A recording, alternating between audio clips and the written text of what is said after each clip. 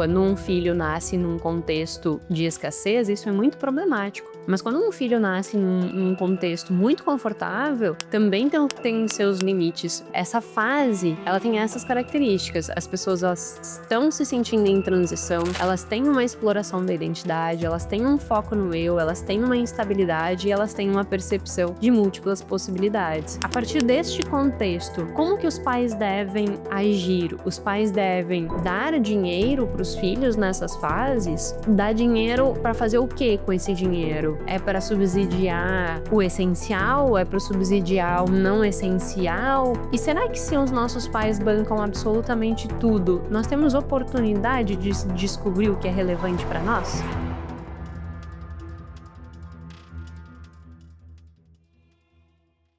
Até que ponto os pais ajudarem financeiramente ajuda e até que ponto atrapalha? Será que tem excesso? Será que tem limite? Será que os pais devem ajudar em tudo ou só com uma parte? Enfim, me surpreendeu o quanto esse tema gerou um alvoroço. Até vou pegar aqui. Eu publiquei no Instagram, há umas semanas atrás, um post falando exatamente sobre um artigo que nós vamos discutir em profundidade hoje, que dizia o seguinte título, né? Pais que bancam tudo, filhos que trabalham menos, bebem mais e sentem-se menos adultos. Esse post ele teve mais de 1.300 visualizações, compartilhamentos, ou seja, a pessoa mandou, né? Mais de 1.300 pessoas enviaram uma para outra. E ele teve mais de 150 mil pessoas que viram ele. O que, para o normal dos meus números, é muita coisa, porque o normal dos meus números é que nós tenhamos ali uma média de 10 mil pessoas vendo um post, né? 150 mil é muita coisa. E aí eu pensei, nossa, eu preciso trazer esse tema para o podcast, eu preciso discutir esse artigo no podcast, porque ele ajuda várias pessoas, qualquer pessoa se entender, olhando para trás e pensando como que os meus pais lidaram comigo quando eu estava na fase de, entre aspas, adultecer, né? Sair da adolescência para a fase adulta, fazendo faculdade. Como que meus pais lidavam comigo e como que isso repercutiu no meu comportamento e nas minhas decisões. Então ajuda todas as pessoas nesse sentido. E ajuda também aquelas pessoas que têm filhos e que ficam se questionando o que é certo fazer? O que vai gerar um melhor resultado para o meu filho?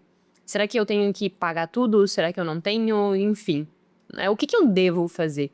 Então eu acho que serve para todas as pessoas se conhecerem melhor, para entender a sua trajetória, mas serve também para aqueles pais, né, que estão com dúvidas sobre lidar com os seus filhos, o que fazer.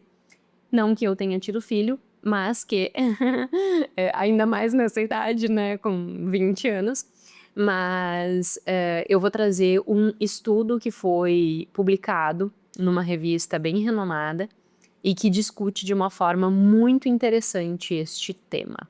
Então, estamos no nosso episódio número 156 do podcast Mais que Finanças, podcast em que nós falamos muito mais do que números, nós falamos de comportamento financeiro. Se você está aqui pela primeira vez, meu nome é Jéssica Câmpara, sou doutora em finanças comportamentais. Toda terça e sexta temos um episódio novo aqui, trazendo o que há de mais novo na ciência ou artigos que eu julgue relevante. Esse artigo, se eu não me engano, ele é um pouco mais antigo, de 2011, quem sabe? Não. Acho que o outro artigo era de 2011. Esse é o de 2011. Então, ele é um artigo um pouco mais antigo, mas é um artigo muito interessante, né? E que traz uma discussão e um tema que, sem dúvida nenhuma, é um tema relevante para discutirmos aqui. E aí, eu trago também artigos que não são extremamente novos, mas que eu julgo que são interessantes de serem discutidos, sempre tentando simplificá-los e aplicá-los na nossa vida. Então, meu objetivo é sempre pegar a ciência e tornar a ciência aplicável às nossas vidas. Enfim, sem mais delongas, vamos entender este estudo, porque tenho aqui 4 folhas, o meu normal de folha de roteiro para o podcast é 2, então eu tenho que ser estratégica nas minhas falas, porque senão nós vamos ficar 2 horas aqui. É um tema que renderia um podcast de 2 horas com toda certeza. Então eu vou nivelando aqui o meu entusiasmo. E eu digo meu entusiasmo porque eu realmente vejo isso como um tema muito relevante. Relevante para que eu possa entender as decisões que eu fui tendo ao longo da minha vida, muito pautada na forma que meu pai e minha mãe conduziram esse aspecto de quanto me dá de dinheiro e como me dá. E também porque eu quero ter filho. Então, isso já vai me dando um direcionamento, porque eu sempre fico me questionando. Graças a Deus e muito esforço, nós temos uma estrutura financeira que é muito confortável. Os nossos futuros filhos, eles vão nascer nessa estrutura extremamente confortável. Como equilibrar, né, esse conforto com a criança saber que ela tem que se esforçar na vida, que ela tem que conquistar as suas coisas, que ela tem que ganhar autonomia. Então eu sempre fico me questionando, né, sobre isso, assim, como fazer essa educação de uma forma facilitada. E não de uma forma facilitada, mas de uma forma construtiva, né? Então é um tema que eu me interesso tanto para me conhecer quanto para pensar nos meus futuros filhos, como que eu vou lidar com isso, porque é uma preocupação, né? É uma preocupação. Quando um filho nasce num contexto de escassez, isso é muito problemático. Mas quando um filho nasce num contexto muito confortável, também tem seus limites. Então, serve para várias reflexões esse podcast. E aí, qual é o estudo que hoje a gente vai discutir aqui, tá? Como sempre, na descrição nós temos as referências do estudo. E o estudo, ele discute exatamente esse aspecto, né? O apoio dos pais aos filhos que estão na universidade, que é uma fase de vida que, na maior parte das vezes, o filho demanda de um certo nível de apoio financeiro, já que ele não consegue ter ainda uma grande autonomia, ele ainda investe um bom tempo do dia dele estudando, indo nas aulas, então ele exige essa esse apoio realmente dos pais, né? É uma fase que tem essa necessidade, mas até que ponto essa necessidade ela pode ser atendida, né? Então, qual é o efeito psicológico? Qual é o efeito comportamental? Qual o efeito de autonomia que esses jovens vão ter? Essa é a pergunta base que o artigo se debruça para querer compreender, né? O que os pais devem fazer? E aí, a partir disso, eles avaliam, o objetivo do estudo é tanto avaliar as atitudes dos pais frente ao dinheiro, quanto crença dos filhos, se eles são ou não adultos, comportamento em termos de hora de trabalho, de consumo de álcool e drogas e desenvolvimento da identidade. Até que ponto a pessoa ela olha para si e diz assim: eu sei o que é significativo para mim, eu sei qual é a minha profissão, eu já tô bem decidido, eu sei qual é a minha identidade. Então, esses foram os focos em relação ao desenvolvimento desse estudo, né? Compreender tanto a atitude dos pais frente a oferecer dinheiro para os seus filhos, quanto a repercussão que isso gera nos filhos nesses 4 aspectos principais. Nas crenças, 4 não, né? 3.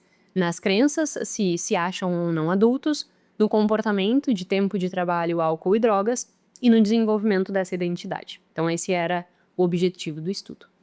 Para começar a discutir essa questão, né, eles trazem um referencial teórico muito interessante.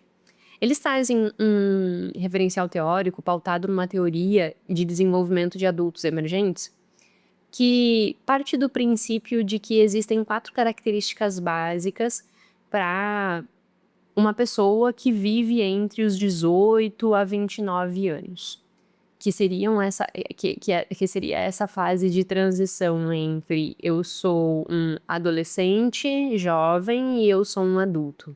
Então essa fase dos 18 aos 29, ela é tratada com base nessa teoria de desenvolvimento do adulto como pautada em 5 pilares.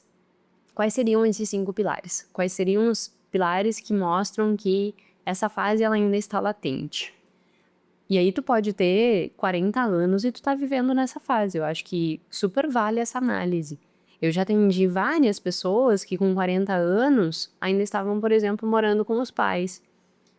O que isso gera de consequência? Será que essa transição ela aconteceu? Que contexto ainda se mora com os pais com os 40 anos? Não tô dizendo que é certo ou errado, eu tô dizendo que vale uma reflexão. porque o natural não é isso. Mas, Jéssica, eu tenho que seguir o natural? Não necessariamente, né? A vida que vale a pena ser vivida, ela é independente e individual. Mas, por vezes, tem que avaliar, né? Qual é o contexto disso? Será que é um contexto que realmente isso foi o que era possível? Ou foi o que foi decidido e isso vale? Ou será que foi uma falta de transição, sabe? Porque pode ser que tenha sido decidido e que essa transição mesmo assim tenha acontecido, né? Virou adulto. Eu tenho 40 anos, eu sou um adulto, tenho independência, tenho autonomia. Mas pode ser que não. Então eu julgo que vale muito a pena essa reflexão. E aí entender esses 5 fatores. O primeiro fator é sentir-se em transição. Então, é realmente ter aquela sensação de não perceber se ele ainda é um adolescente ou se ele ainda é um adulto. Volta e meia, eu e o Gui, nós brincamos que o Gui tá chegando perto dos 40, né? Então ele tá mais pra lá do que pra cá. Aí nós brincamos, né? Ele se olha no espelho com o cabelo branco, já tá bem branco o cabelo. Aí ele olha e diz assim, nossa, nós estamos envelhecendo, né? Então, assim, existe uma fase de transição entre eu sou um jovem, adulto, e agora eu já não sou mais tão jovem assim, sabe? Agora eu tenho cabelos brancos, agora eu não tenho mais a mesma disposição, agora eu tenho dor nas costas. Tem uma música da Sandy que diz, né? Como é que é? Ainda sou jovem pra ser velho e velho pra ser jovem. As costas doem, alguma coisa assim. Pra quem não sabe, eu gostava muito de escutar a Sandy. Eu gosto desse tipo de música, assim, mais MPB. É o meu tipo de música que eu curto escutar. Elis Regina, essas coisas, assim. Meu YouTube, que vai entrar lá, tem só MPB clássicos. É minha vibe de escutar. Mas não é sobre isso que a gente tá falando, né? Mas o que eu quero dizer é que existe esse sentimento de transição, assim. Um sentimento em que eu sou jovem pra ser velho, mas velho pra ser jovem. E aí fica naquela coisa, né? Mas então o que que eu sou? E eu acho bem interessante essa reflexão, porque ela acontece em várias fases da nossa vida, né? Não é só na fase de adolescente pra adulto, mas é também de adulto pra mais adulto, assim, no sentido de ganhar mais maturidade, ganhar mais casca de vida, né? E olhar pra isso e pensar assim, poxa, eu sou jovem pra ser velho, velho pra ser jovem, mas mais velho, né? Já tá passando do ponto de que a dúvida era a juventude. E muitas vezes esse sentimento de transição, ele gera incômodo, ele gera desconforto. Eu, na academia, treino com pessoas mais velhas. O meu horário é às 11 da manhã, então, obviamente, quem treina comigo são pessoas que não têm compromisso de trabalho, né? Então, e eu tenho flexibilidade no meu horário. E aí eu vou às 11 horas porque funciona muito bem pra mim. Mas meus colegas têm 70, e eu adoro escutá-los. Porque, e esses dias eu estava falando com uma delas e ela estava me dizendo assim que é muito desafiadora a transição entre tu estar numa forma muito ativa e tu começar a te perceber não mais tão ativa assim, né? Então tu não consegue mais, tua cabeça ainda tá funcionando muito bem, mas o teu corpo já não responde. Isso lá beirando 75 anos, né? Então, o quanto essas fases de transição, elas acontecem e que se nós estivermos atentos a essas fases de transições, talvez elas não sejam tão doídas, né? Talvez nós consigamos nos preparar para cada uma dessas fases. E eu julgo que esse momento entre a adolescência e o adultecer, ele é um momento desafiador, porque ele vai te colocar em segurança, ele vai colocar um novo, que é os próximos itens que nós vamos discutir. Então esse é o primeiro deles, é um sentimento de transição que eu julgo que não acontece só aqui, que é isso que eu estava dizendo, né? As outras fases também, elas vão ter essa sensação de transição. Exploração de identidade, então é um momento que existe muita exploração de qual é o trabalho que eu vou querer, será que eu vou me relacionar com essa pessoa, com aquela pessoa, então tem uma exploração, né, tu vai namorar mais de uma pessoa, uma exploração da visão do mundo. Então é um momento marcado muito pela dúvida, pela construção do teu eu, pela construção de quem tu é verdadeiramente. É nessa fase que tu vai consolidar quem tu é, né? Sai daquela coisa de que o traço de personalidade ele ainda poderia ter uma variante muito grande e se consolida. Tanto é que os estudos eles mostram que o traço de personalidade, medido pelo Big Five, ele vai ter estabilidade a partir de 25 a 30 anos. A partir dessa idade, ele entra num platô. Ou seja, tu não tem mais uma possibilidade de mudar 360 os teus traços de personalidade. Antes disso, tem uma variação maior. Depois disso, entra em instabilidade. Então, isso é interessante entender que nessa fase entre 18 e 29, ainda tem uma variação de traço de personalidade, ainda tem essa variação de quem sou eu, o que é importante pra mim, o que é relevante pra mim. Eu gosto disso, não gosto disso. Isso é significativo ou não é significativo? Então, existe, né, todas essas dúvidas, existe essa construção do self que ainda não está bem definido. Isso é a exploração da identidade. O terceiro é foco no eu. E não foco no eu porque existe um egocentrismo, mas foco no eu porque não existe responsabilidade para com outras pessoas. Então, essa fase de 18 a 29 anos é uma fase que não tem ainda, na maior parte das vezes, um casamento estabelecido, não tem filhos. Então, a pessoa tem, no topo da pirâmide dela, responsabilidade com ela mesma, né? Eu não tenho responsabilidade com outros, eu tenho responsabilidade comigo. Então, esse foco no eu não é egocêntrico, não é, meu Deus, eu sou o centro do universo. Mas é porque não existe essa obrigação com outras pessoas, tá? Esse é o terceiro fator, foco no eu. O quarto fator é instabilidade. Então, pessoas que estão entre essa fase de juventude para adolescência, para tornarem-se, né, adultos, tem uma instabilidade muito grande, assim, é uma mudança constante por vezes de onde mora, de relacionamento, de trabalho, de educação. Então é uma fase de muitas transições. E essas transições, elas geram diversas dúvidas, diversos, né, conflitos. Isso vai gerando aquela meu Deus, será que eu vivo bem ou eu vivo mal? Será que isso é legal ou isso não é legal? Então essas instabilidades, elas são naturais. Não é uma fase que existe muitas certezas, existe mais dúvida do que certeza. E isso gera essa instabilidade também. Então esse é o quarto fator. E o quinto fator é uma percepção de múltiplas possibilidades. O jovem com essa idade, ele é muito otimista, então ele ainda tem aquela crença de que qualquer coisa que ele definir na vida dele vai ser um mega sucesso e que vai moldar um futuro brilhante, né? Então o jovem tem esse otimismo exacerbado. E por vezes eu acho, e isso no artigo não diz, eu estou extrapolando. Sempre quando eu extrapolo de um artigo eu aviso.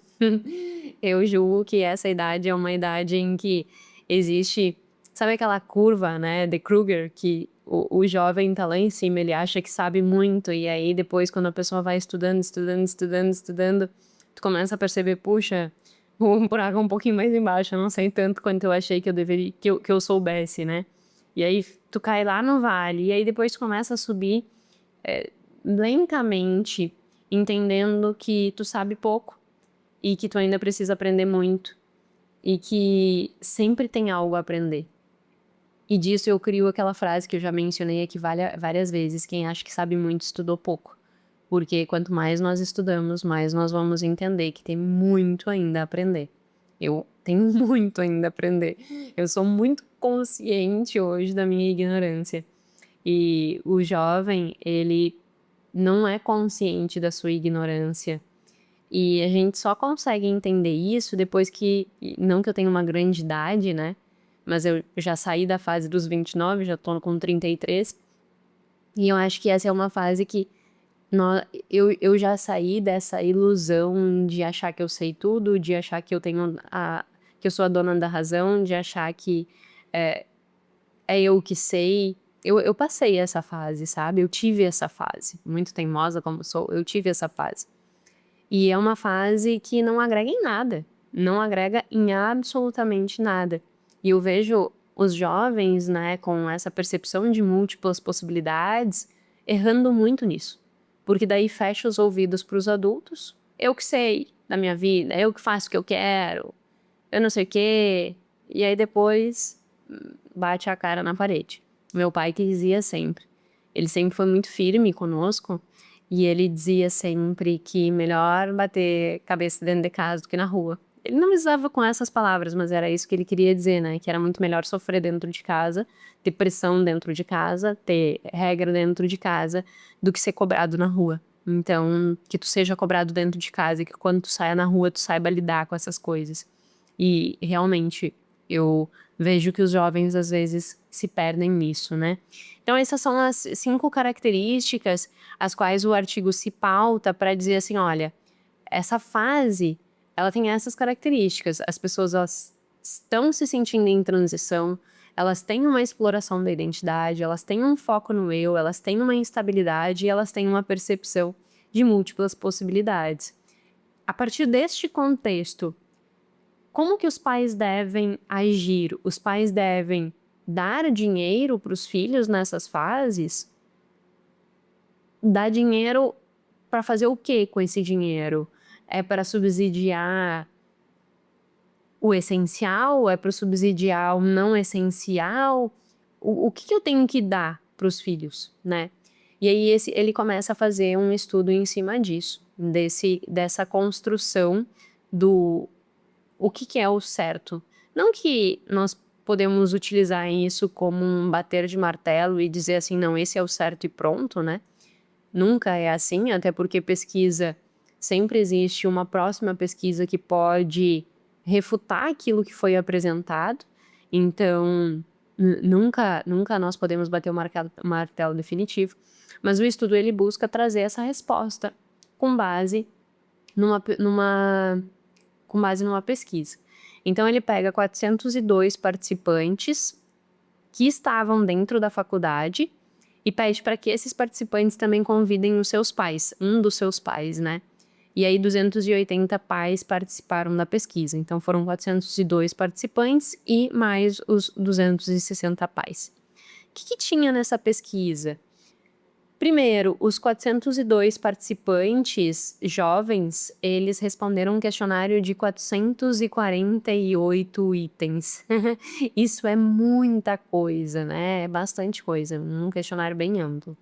E esse questionário, dentre muitas coisas que abarcava, abarcava perguntas do tipo: você acha que atingiu a vida adulta? Quantas horas por semana você trabalha? Responda a frequência, um dia ou todos os dias. Você bebeu? Você usou maconha? Você fumou? Aí depois eles utilizam uma escala de comportamento também para definir assim, tu já definiu a tua ocupação? Tu tem preocupação, né, em aprender diferentes áreas ocupacionais para entender se a pessoa ela já tinha muito bem estabelecido a sua identidade. Então essas eram as perguntas que foram aplicadas para os estudantes. Claro que são 448 itens, né? Eu tô sendo extremamente sucinta aqui. Para os pais, eles queriam questionar primeiro a renda desses pais, depois eles fizeram uma pergunta muito interessante de quanto que os pais gastavam bancando os filhos em vários itens. Então eles falaram em mensalidade, né, da faculdade, então pagar a mensalidade da faculdade, despesas escolares como livro, material didático, essas coisas relacionadas ao estudo, moradia, bancar as coisas de moradia, despesas do dia a dia e lazer. Então esses foram as 5 categorias do quanto os pais ajudavam os filhos. Além disso, eles fizeram uma pergunta de estimar o valor total que os pais eles ajudavam os filhos e quando que os pais achavam que os filhos deveriam ser deixados de serem ajudados. Se quando estão completando de 18 a 25 anos, quando se formam na faculdade, quando conseguir um emprego integral, quando se casar, quando ter filho ou nunca. Então eles também perguntaram assim, né? Tu acha que tu tem que parar de ajudar o teu filho quando? Essa era a pergunta. E outra pergunta também é se os pais achavam que os filhos eles já atingiam a fase da adulta, né? Se eles viam os seus filhos como adultos.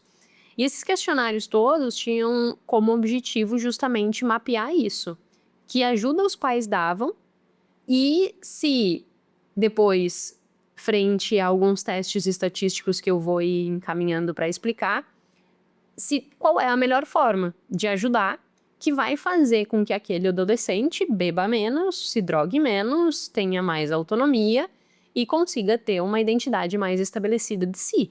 Porque não ter uma imagem bem estabelecida de si é bem danoso, porque quem sou eu? Qual é a minha relevância? O que eu faço?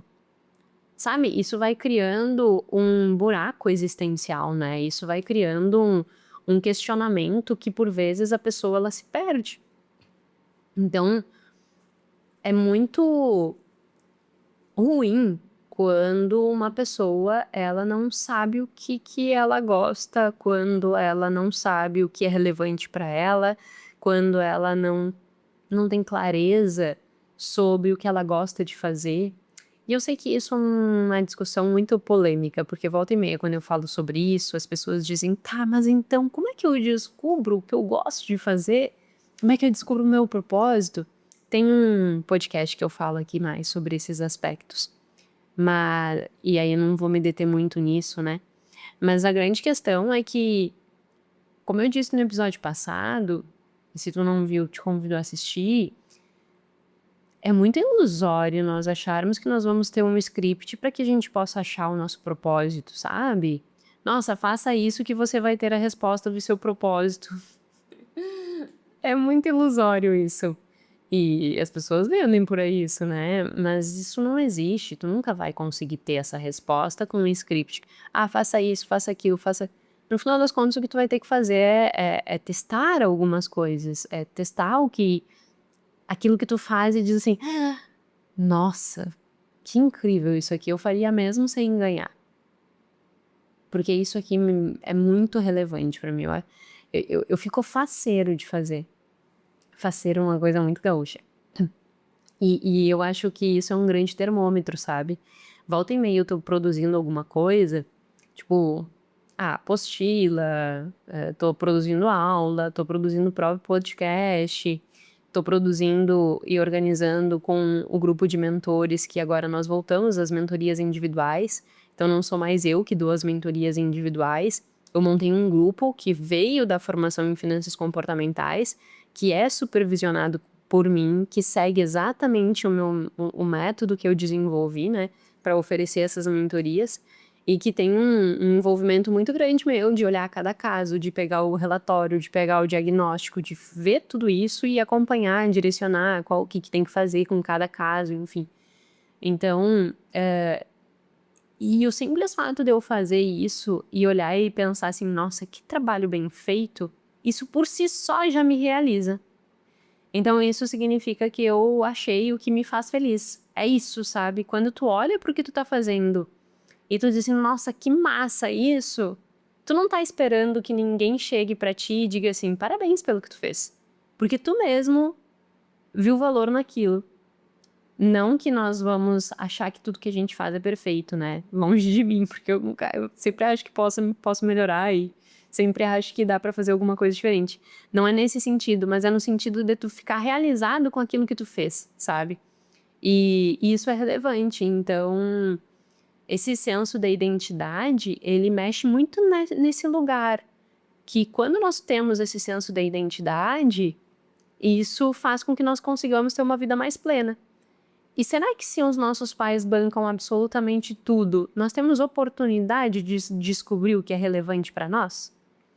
Enfim, é isso que nós vamos descobrir agora, com os resultados desse artigo. Vamos lá. Então, o artigo ele fez essas buscas com os adolescentes e com os pais. E aí, a partir disso, né, ele começou a desenvolver as análises. O que ele chegou de constatação? Bom, A primeira constatação que ele queria responder era como que os pais ajudavam os filhos, com essas 5 categorias. O que eles descobriram? Que a grande maioria dos pais ajudavam dando mesada, dando livro e dando moradia, tá? Era uma escala de 1 a 4. A média deu 3 e pouco nessa de mensalidade, 3 de livro e 3 de moradia. Ou seja, tudo ou maior parte. Sendo que, por exemplo, mensalidade da faculdade, 49% dos pais diziam que pagavam e tudo, e 20% dizia que pagava a maior parte. Então, só aí nós temos 50, 60, 70%, né? 69% para ser exata.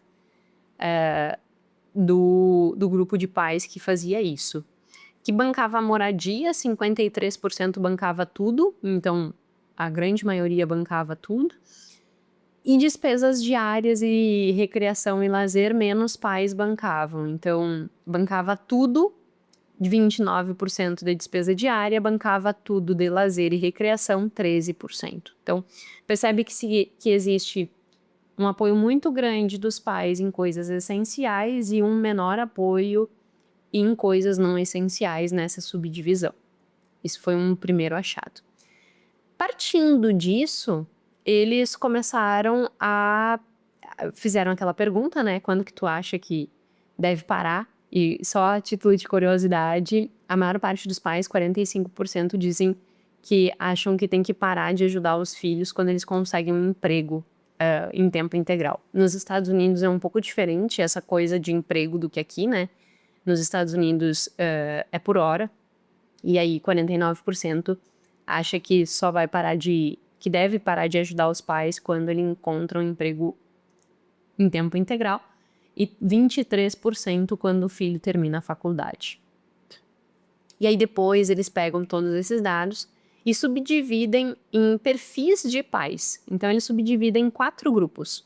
E aí eu quero que tu te identifique, tanto se tu tem filho, como que tu tem te comportado diante dos teus filhos, ou como tu pretende te comportar.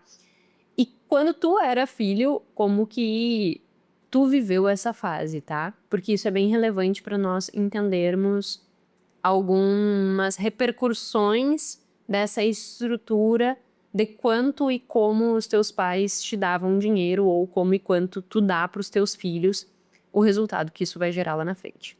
Quais são os 4 perfis que eles criaram? Perfil provedor e provedor compartilhado. O que era o provedor compartilhado? O pai, a mãe, né, a família, bancava as coisas essenciais, então mensalidade, livros e moradia, e não bancava coisas não essenciais, despesas diárias e recreação e lazer. Então esse era o primeiro grupo, nós chamamos isso de cluster. Então o primeiro grupo era de provedor compartilhado. Então existia, ambos os lados estavam contribuindo. Uma parte, os pais estavam contribuindo com despesa essencial, e despesa de lazer, os filhos bancavam seus próprios lazeres.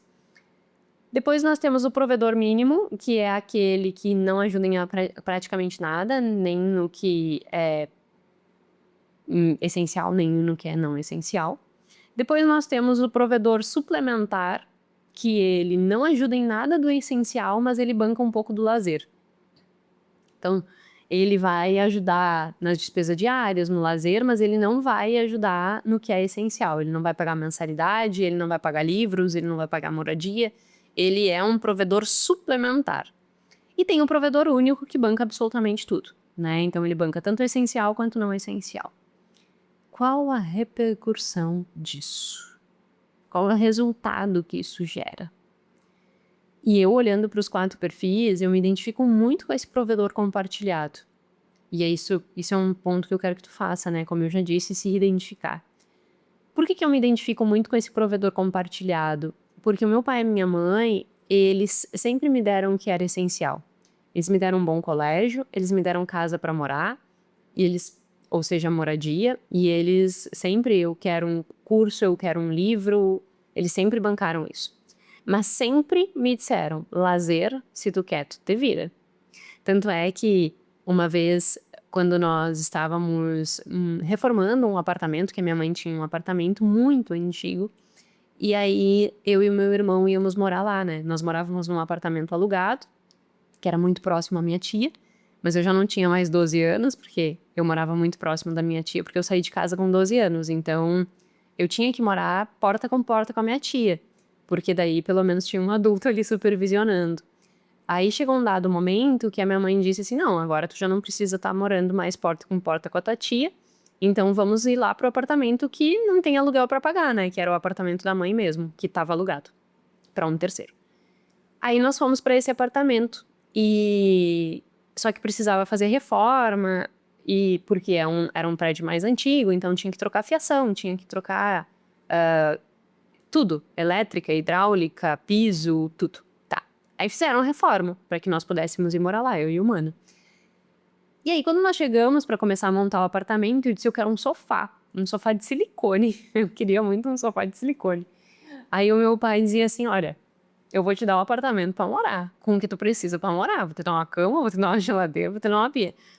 Luxo, tu banca. Não quero saber do teu sofá. Ai, pai, mas eu queria muito sofá. Eu não tenho nada a ver com o teu sofá. Banque o teu sofá. Eu vou te dar o que é essencial. E aí, no fim, eu vendi 2 vacas e comprei o sofá. Lá em casa, nessa época, tudo era pautado em vacas. E aí eu vendi 2 vacas e comprei o sofá. Mas tudo era assim, sabe? Tu quer lazer? Ah, eu quero uma roupa nova. Banca tua roupa nova.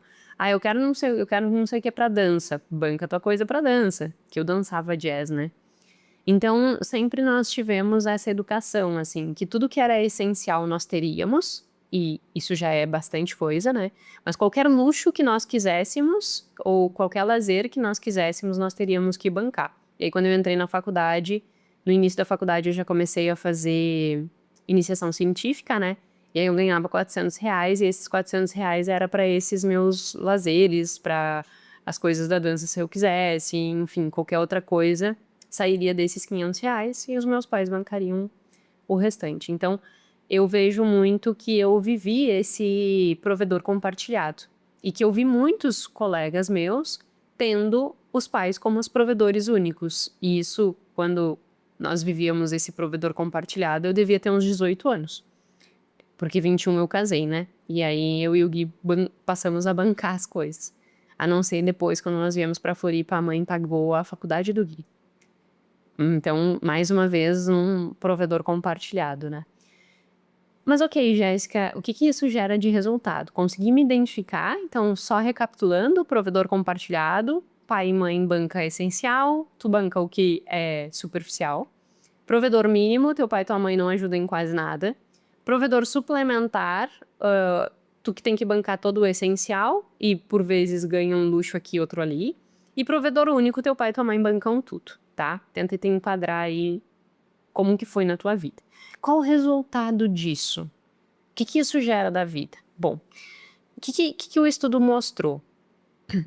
Em termos de idade, os provedores mínimos são os mais velhos, o que me parece meio óbvio, né? Porque se o pai e a mãe não ajudam em nada, significa que daqui a pouco a pessoa já é muito mais, tem uma idade muito maior. Então pode ser que eles estivessem na faculdade, mas que eles estivessem na faculdade mais tarde. Então faz sentido, né? Da mesma forma que os pais teriam menos renda, que os filhos se considerariam mais adultos, então 29% desses que tinham um provedor mínimo se sentiam mais adultos, e 30% achavam que os pais achavam que os seus filhos já eram adultos, né? Então, esse provedor mínimo de que não ajuda quase nada, o perfil que nós conseguimos entender é que o perfil que o artigo conseguiu apresentar é que provavelmente sejam pessoas que foram fazer faculdades mais tarde, né? Que não necessariamente já não tem uma idade realmente mais avançada e já tem essa autonomia. Então, mais ou menos nesse sentido. Não foi um perfil que variou muito em relação a um resultado ruim, né? Evidenciando um resultado ruim. Não, e aí o que eu imagino é justamente isso. Não deu um resultado ruim, não ter ajuda nenhuma dos pais, porque provavelmente eram pessoas que já tinham, sei lá, 30 anos. E aí, eu não tenho aqui a média exata, não peguei a média de idade. E que daí, com isso, obviamente, já conseguiriam se sustentar. Então, esse não foi o pior cenário, tá? O cenário em que os pais não ajudam em nada não foi o pior cenário. Qual foi o melhor cenário? Provedor compartilhado. Provedor compartilhado trabalham mais horas, muito próximos das horas daqueles que o provedor é mínimo. Então, provedor compartilhado, ele trabalha 10,4 horas semana. Semana? Dia, eu acho. Acho que nos Estados Unidos é por dia. Bom, mas ele trabalha 4,7, eu não lembro exato, por semana. Porque ele é estudante, né? Tipo, pessoas assim, não, como é que vai juntar esse 10 horas por dia de trabalho? Nos Estados Unidos não é incomum, né? Mas nesse contexto de estudante não funcionaria. Então, esses de provedor compartilhado, eles trabalham 10,4 horas, enquanto o provedor mínimo trabalha 10,47, para mostrar que nem tem diferença estatística. Só que olha que interessante, o que menos trabalha é o que o pai banca tudo. Ele trabalha 4,25 horas. Então, ele trabalha bem menos do que todos os outros. Consumo de álcool.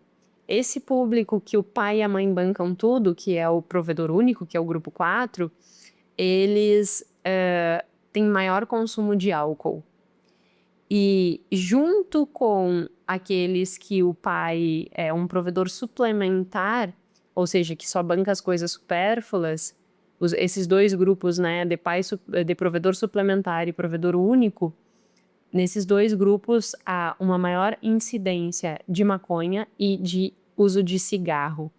Então, nesse grupo se encontram pessoas, nesses dois grupos de baixo, né? Provedor suplementar só bancando lazer ou bancando absolutamente tudo. Existem pessoas que trabalham menos, pessoas que bebem mais, pessoas que se drogam mais, pessoas que usam mais cigarro.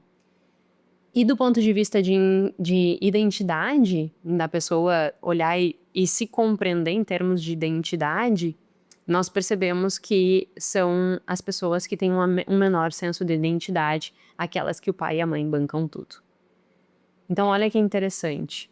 Em resumo, o resultado do artigo mostra que pais que bancam absolutamente tudo para os seus filhos vão construir filhos que vão ter comportamentos piores. Então, eles trabalham menos, bebem mais, se drogam mais, usam mais cigarro. Que tem um menor senso de identidade, então tem esse vazio que, tipo, o que eu sou, o que eu faço, né? E tem uma crença que não são adultos ainda. Portanto, a conclusão do artigo é, obviamente, cada contexto é um contexto, mas um cenário que parece ser um cenário muito interessante de estrutura familiar é essa construção de estrutura de provedor compartilhado, em que os pais eles bancam o essencial, fazendo com que esse jovem adulto ele consiga ter uma estrutura de maior instabilidade, e isso permite com que ele consiga se desenvolver melhor, porque instabilidade gera estresse, e estresse pode fazer com que essa pessoa ela não consiga se desenvolver tanto profissionalmente. Então, ela consegue, tendo essa estrutura de segurança, se desenvolver melhor profissionalmente, consegue focar na sua carreira, consegue, por vezes, dizer não para aquele trabalho que ele faria só por obrigação e dizer sim para um trabalho que ele ganha menos, mas que vai começar fazendo exatamente o que ele quer fazer para a vida dele, e isso vai fazer com que ele consiga ter mais resultados. Eu comecei assim. Se não tivesse ajuda do meu pai e da minha mãe, provavelmente não poderia ter feito iniciação científica, porque com R$ 400 eu não me sustentaria. Então, eu só pude investir o meu tempo e o meu esforço naquilo que realmente era significativo para mim, porque eu tinha o respaldo do meu pai e da minha mãe. Então, eu achei muito interessante, assim, essa discussão desse artigo. Casa muito com o que eu já tinha de crença, o que acaba sendo um viés, né, de confirmação. Mas eu achei interessante porque ele nos dá um direcionamento claro. Não banque tudo pro seu filho. Tu tá construindo uma pessoa com menor autonomia, com maiores riscos comportamentais. Se tu foi uma pessoa que foi bancada pelos pais, também busque a tua autonomia, porque isso vai fazer com que tu tenha um melhor senso, inclusive, de identidade. E se tu tiver que decidir a partir de agora o que fazer com os teus filhos, seja um provedor compartilhado, porque isso, sem dúvida, vai construir um bom adulto lá na frente. Autônomo, que trabalha, que tem seus resultados, que tem o seu senso de identidade, que não se envolve com álcool, drogas e tudo mais. Enfim, eu achei um estudo bem interessante, me gerou várias reflexões, espero que tenha gerado boas reflexões para você também, tá certo? Meu muito obrigada, se essa discussão aqui te foi útil, compartilha com outras pessoas, vamos fazer com que isso vá alcançando cada vez mais pessoas que estejam dispostas a pensar criticamente, né, e não simplesmente ver videozinhos de dancinhas no TikTok. Enfim, meu muito obrigada e até a semana que vem.